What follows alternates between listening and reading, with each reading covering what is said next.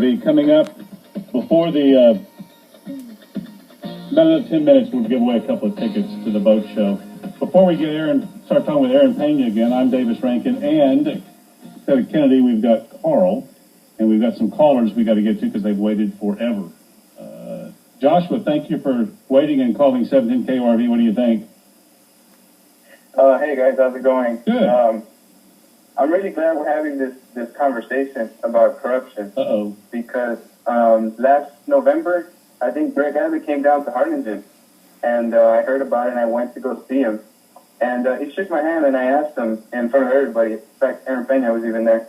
And I asked him what he was going to do about corruption in Nevada. And the whole room got quiet, and everybody kind of looked at me, like it was a scandal or something. And he smiled, and he just said, well, I'm going to be addressing that pretty soon.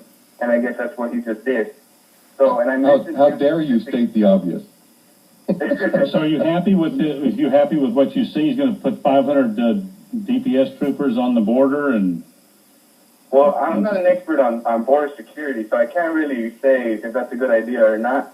But what I am happy about is that he's bringing awareness to it by talking about it, by addressing it at least, because I haven't heard Governor Perry talk about it. I haven't heard Wendy Davis talk about it, and I think it's a big deal when you have a sheriff getting 80% of the vote after his son is convicted in this scandal, a son that was living with him the whole time. The Panama unit was going on. And he got campaign contributions from the drug dealer who was arrested. But he gave it back, he says.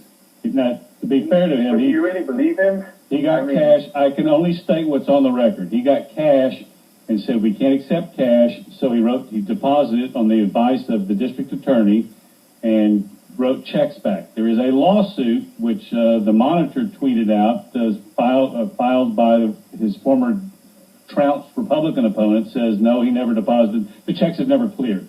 Checks are... Well, I heard that, and I heard that he gave him a pair of boots. It was in this article. I think it was a Texas Observer or something that had written an article on it.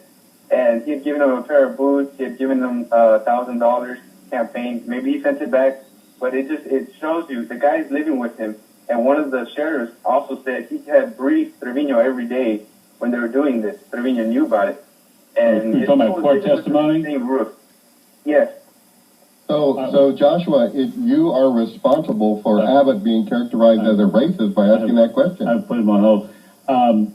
Just to be clear and to be fair to Lupe Treviño, he has denied all the allegations and said the people who testified, who said various things about him, his knowledge, said no, they're wrong. It's not true. Now, as to whether or not, with his sons living there, he should have known, I leave that to the voters.